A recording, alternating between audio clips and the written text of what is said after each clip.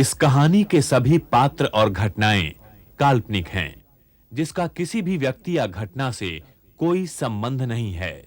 यदि किसी घटना के साथ इसकी समानता होती है, तो इसे मात्र एक संयोग कहा जाएगा।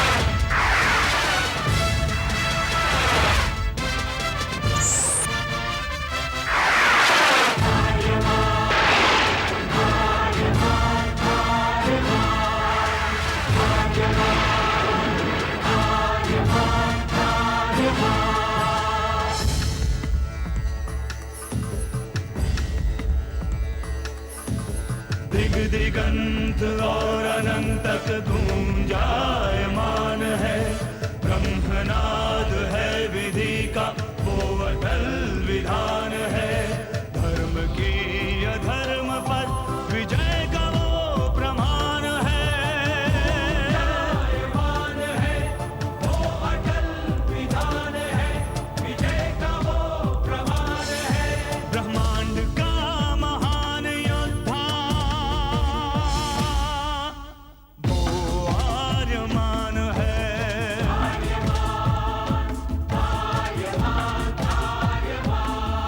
ब्रह्मांड का महान योद्धा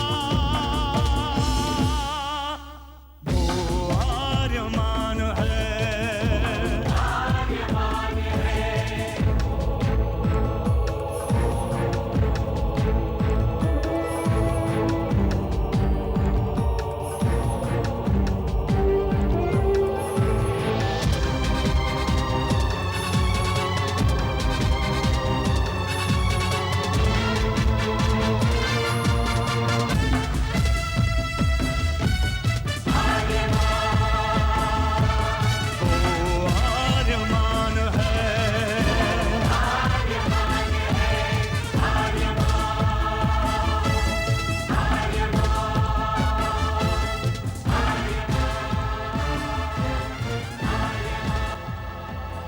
अनंत असीम ब्रह्मांड, अद्भुत, विशाल, विराट, जहां असंख्य आकाश गंगाएं प्रतिक्षण बनती रहती हैं, मिटती रहती हैं।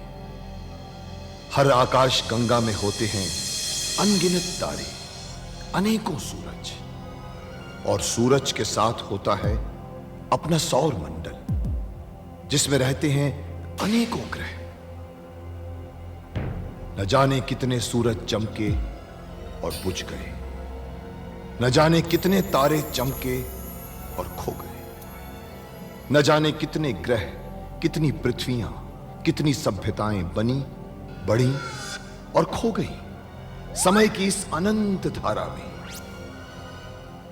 इन्हीं अनजानी परंतु अमर गाथाओं में से एक है महागाथा ब्रह्मांड के योद्धा आर्यमान की। बहुत समय पहले पृथ्वी से लाखों प्रकाश वर्ष दूर आर्याना आकाश गंगा में एक ग्रह था, थार।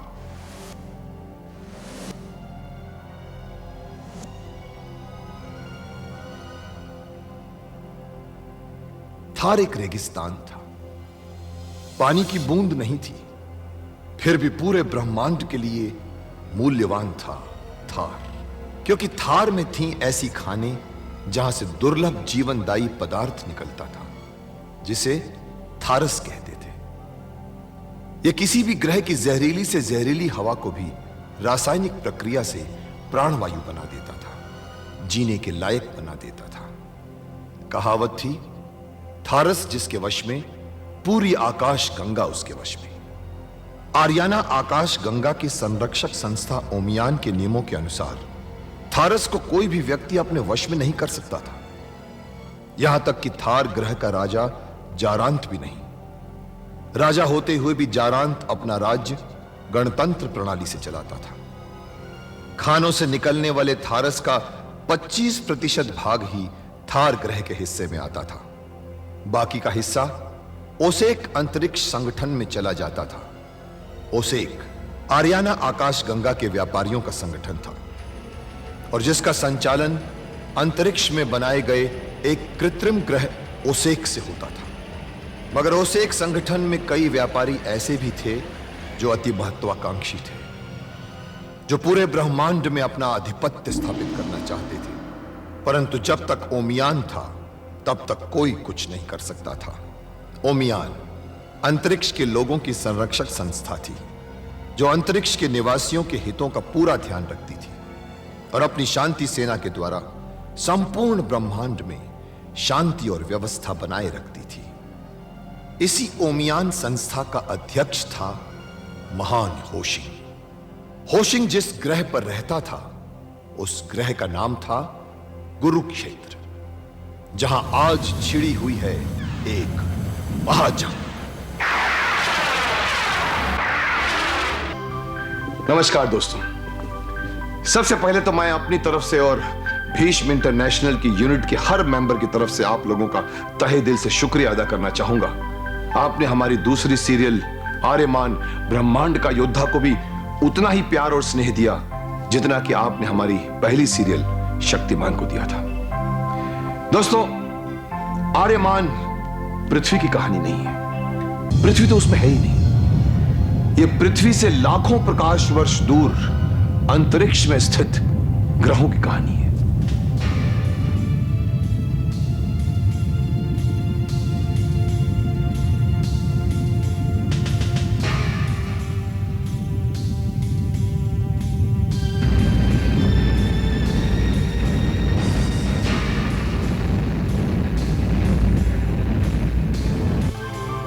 हम अपनी इस कहानी में आरियाना आकाश गंगा में स्थित कुछ ग्रहों की यात्रा कर चुके हैं, जैसे कि थार, कुरुक्षेत्र, जाबो, सवितान और एक कृत्रिम ग्रह ओसेक। अब हमारी कहानी अन्य ग्रहों की यात्रा करने के लिए तैयार है।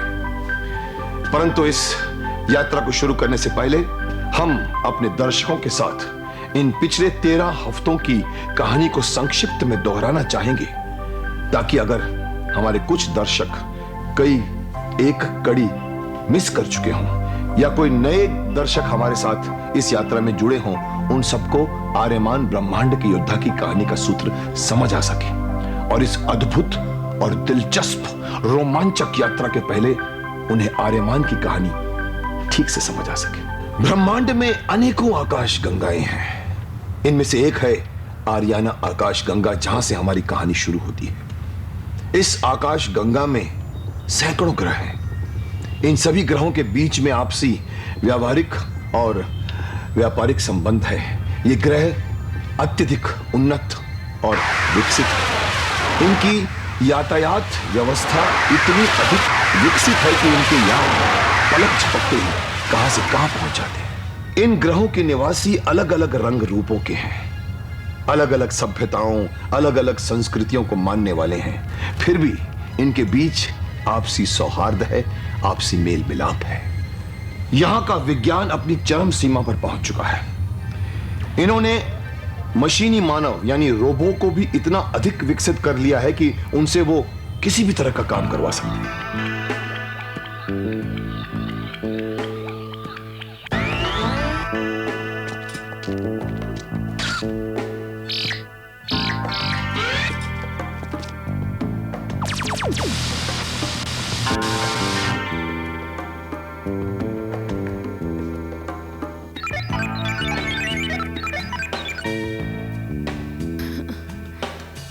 क्या बात है टोबो? परंतु समय के साथ साथ लोभ और लालच ने अपना जाल फैलाना शुरू कर दिया और संपूर्ण ब्रह्मांड में अशांति फैल गई। लोगों का आपसी मेल मिलाप खत्म होने लगा। आए दिन युद्ध के बादल गरजने लगे और अंतरिक्ष यानों से आग बरस रही।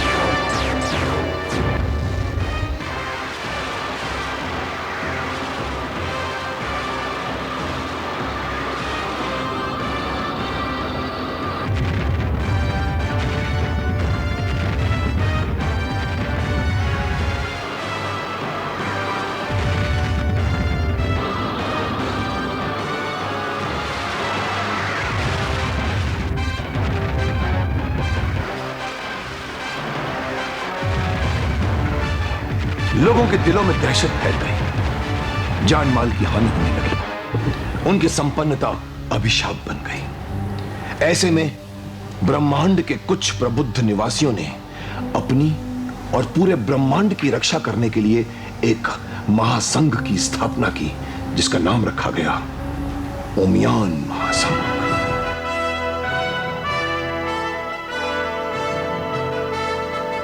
और उसका अध्यक्ष चुना गया महान होशिन।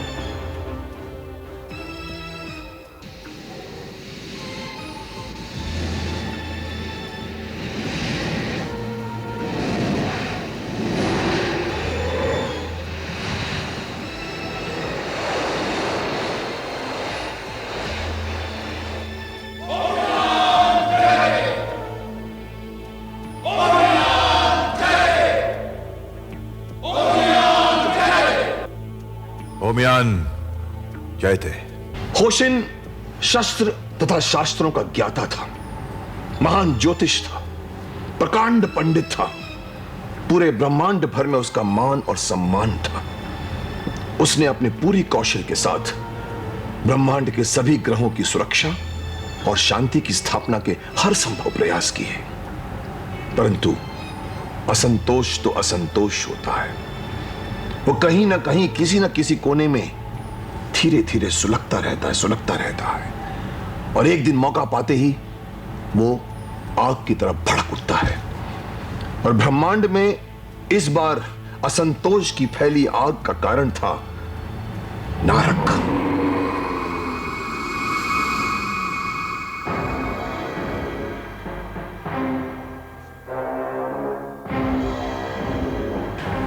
नारक ने होशिन की दी हुई शिक्षा और विद्या का अनुचित प्रयोग करके अपने आप को बलशाली और शक्ति संपन्न बना लिया था।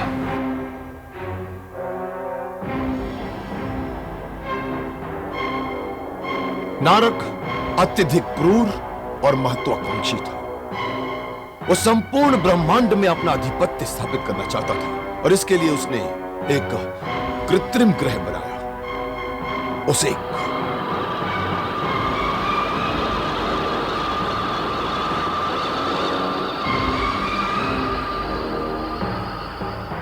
नारक इतना अधिक शक्तिशाली बन गया कि ब्रह्मांड के बड़े बड़े सम्राट भी उससे डरने लगे। उसके पास अपना एक मजबूत जासूसी तंत्र था, जिससे ब्रह्मांड की सारी सूचनाएं उसे मिलती रहती थी। महासामंत नारक, तारका ग्रह के अध्यक्ष ने आपकी उस एक व्यापार संघ की सदस्यता स्वीकार करने का निश्चय कर लिया है तथा आपको व्यापार कार्यक्रम आरंभ करने की अनुमति दे दी है। ये हुई ना समझदारी की बात। सामंत मनु, हम तुमको रक्षा ग्रह के व्यापार तंत्र का अध्यक्ष नियुक्त करते हैं। वो पूरे ब्रह्मांड भर में अपनी मनमानी करने लगा। एक बात याद रखो सामंत वैशाख, जो चीज नारक के काम नहीं आ सकती वो किसी और के भी काम नहीं आ सकती। ये सरासर अन्याय है, आतंक है। उस एक व्यापार संघ के अध्यक्ष को संयम से काम लेना चाहिए। खामोश! हमें उपदेश देते हो? ये मत भूलो सामंत वैशाख कि नारक के नेतृत्व में ही उस एक व्यापार संघ ब्रह्मांड का सबसे बड़ा और शक्तिशाली समूह बना है। आज अंतरिक्ष के व्यापार पर उसे का ही एक अधिकार है। इसमें सिर्फ आपका ही नहीं, उस एक संघ के सदस्यों का भी महत्वपूर्ण योगदान है। योगदान उनका केवल गिनती का है। उन्होंने सदस्य बनकर सिर्फ संख्या बढ़ाई है। उस एक व्यापार संघ को ऊंचाइयों पर पहुंचाने वाला सिर्फ मैं हूं, मैं महासामंत नारक। और मैं अपने काम में किसी का हस्तक्षेप पसंद नहीं करता। परंतु आपके सारे कार्य ओमियान संघ के नियमों के विरुद्ध हैं। ओमियान संघ आपके अनैतिक व्यवहार को सहन कभी नहीं करेगा। परंतु मेरे विरुद्ध ओमियान में जाएगा कौन? मैं जाऊंगा और आपकी इस कारगुजारी की शिकायत करूंगा और आपको दंड दिलवाऊंगा। सामंत वैशाख, तुम मेरे विरुद्ध ओमियान में जाओगे, महासामंत नारद को दंड दिलवाओगे। हाँ हाँ, अब मैं आपके उस एक व्यापार संघ से अपनी सदस्यता वापस ले रहा हूं। बहुत अच्छे सामंत वैशाख, अब जब तुम उस एक संघ के सदस्य नहीं रहे तो उस एक संघ को भी तुम्हारी कोई आवश्यकता नहीं। और जिस किसी को उसे एक संघ की आवश्यकता नहीं होती, पूरे ब्रह्मांड को भी उसकी कोई आवश्यकता नहीं होती। सामंत वैशाख, हम तुम्हारे त्याग पत्र पर मोहर लगाते हैं।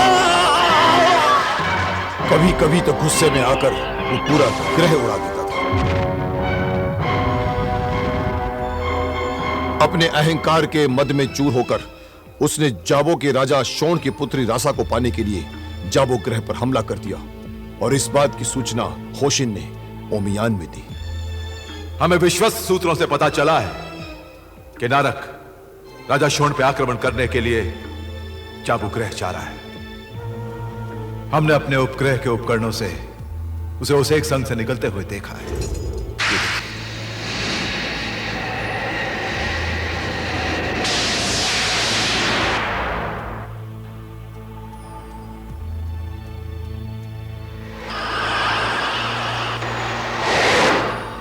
तो इस बारे में ओमियान का निर्णय क्या है महान होशिन?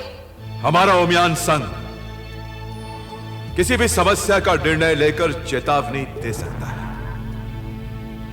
पर दुष्टों के इरादे और अहंकार की जय यात्रा को नहीं रोक सकता और न ही बदल सकता है भविष्यवाणियां। भविष्यवाणियां?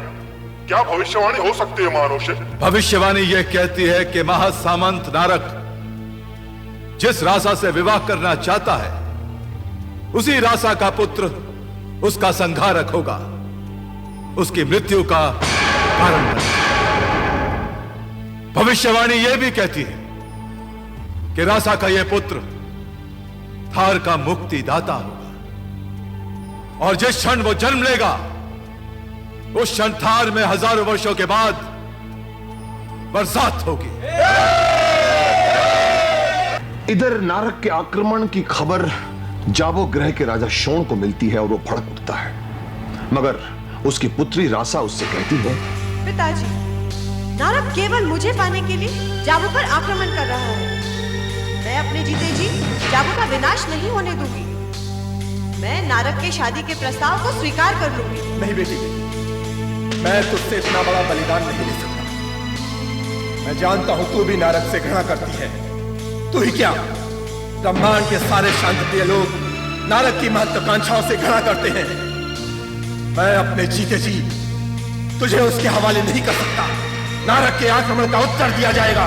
नारक अपने सैनिकों को लेकर जाबो ग्रह की ओर बढ़ता गया।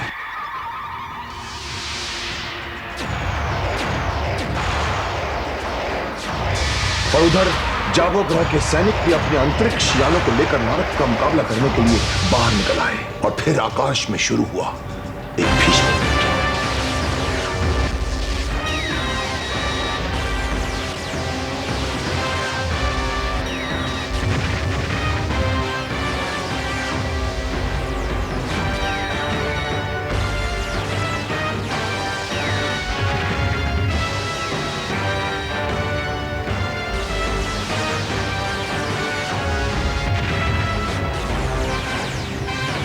महाराज शोण को खबर कर दो, हम हारने की स्थिति में हैं।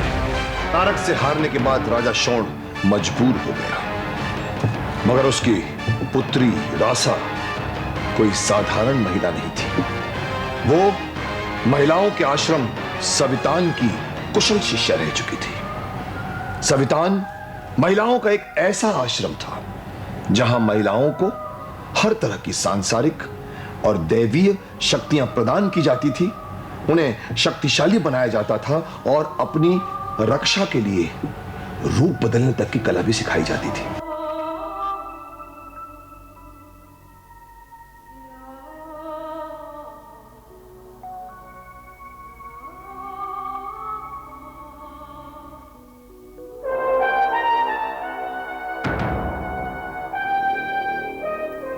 गुरु माता,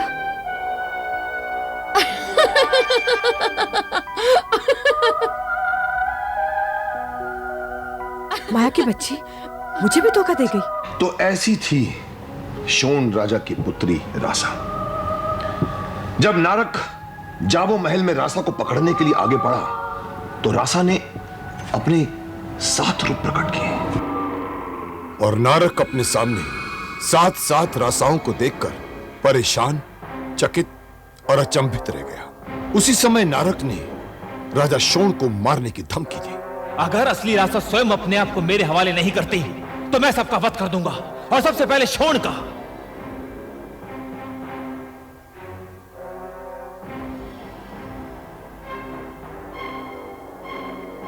ठहरो, मैं तुम्हारे साथ चलने के लिए तैयार हूं। नहीं, हमें तुमसे यही आशा थी रासा। नहीं बेटी, मेरे जीते जी तुम्हें कोई हाथ भी नहीं लगा सकता। मुझ पर विश्वास कीजिए, मेरी बात मान लीजिए पिताजी। मैं अपने पिता का और सहेलियों का वध होते नहीं देख सकती। रासा, चलो नारक।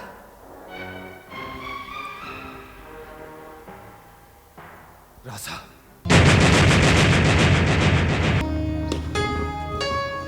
दोस्तों, जैसा कि हमने वादा किया था कि हम आर्यमान में भी सिर्फ मनोरंजन ही नहीं करेंगे, साथ ही हेल्दी एजुकेशन आप लोगों को भी देंगे, तो हम आर्यमान का पहला सेगमेंट लेकर आ रहे हैं जिसका नाम है इससे क्या होगा।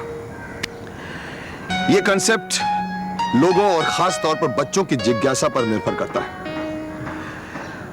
मुझे बचपन में एक कहानी याद आ रही है, शायद आप लोगों ने भी सुनी होगी।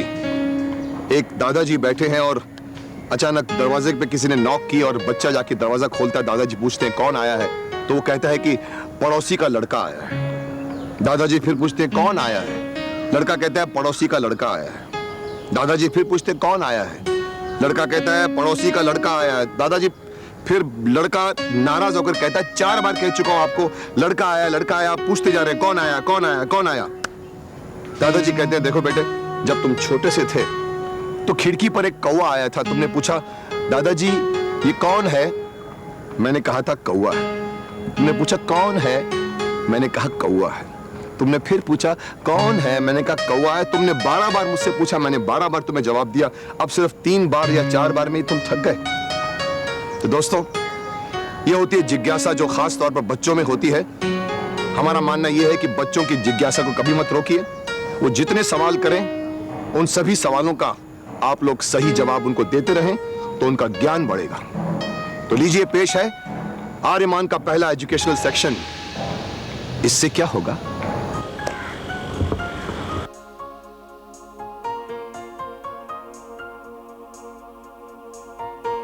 वो बाहर की पाइप भी पूरी साफ कर लो।